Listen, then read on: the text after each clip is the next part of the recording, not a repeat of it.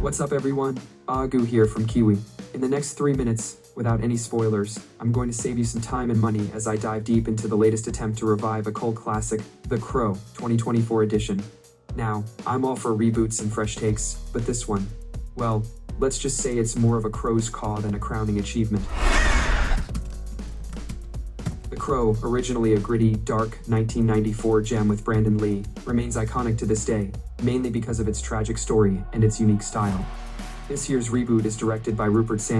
This is the guy behind Snow White and the Huntsman and the much-debated Ghost in the Shell. Personally, I have mixed feelings about Sanders' directorial choices, and unfortunately, this new The Crow doesn't stray far from the pattern. The film's visuals attempt to capture the gothic allure of the original with a modern twist. There's a lot of emphasis on style over substance, with all the neon lights and dark alleys that look more like something you'd see in an Instagram post than a real gritty cityscape. This shift in aesthetics might appeal to a younger audience, but it fails to capture the haunting atmosphere that made the original so memorable. Now, let's talk about what really matters, the story.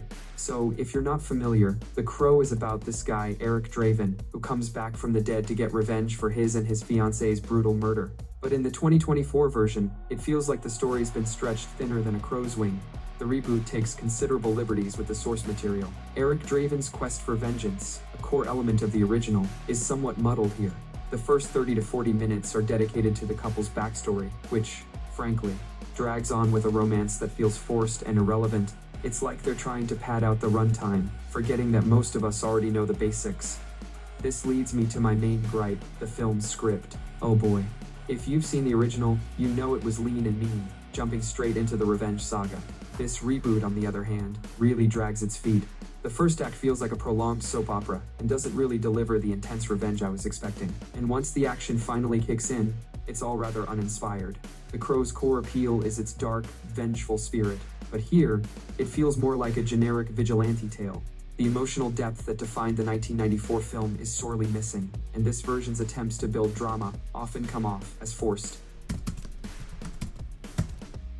The character of Eric Draven, played by Skarsgård, doesn't quite hit the mark. While Skarsgård is a talented actor, his portrayal of Draven lacks the intensity and depth that Brandon Lee brought to the role. Instead, we get a brooding anti-hero who seems more interested in his own existential crisis than in exacting revenge. This is a far cry from the original's raw, emotional drive. The film's tone also misfires. It tries to capture the dark vibe of the original, but ends up looking like a low-budget music video, with overused slow motion and neon lighting clashing with the gothic feel. While there's an effort to modernize the narrative and appeal to a younger audience, this attempt loses much of what made The Crow special. It feels like a superficial attempt to cash in on nostalgia. So, is it worth your time? Die-hard fans of the original might be disappointed, while newcomers may see it as just another stylish but shallow film. My advice? Save your time and money. Revisit the 1994 classic instead. How many people have you loved? I'll never be alone. Thanks for watching. I'm eager to hear your opinions, and don't forget to hit that subscribe button for more reviews like this. Until next time, this is Agu from KIWI, signing off.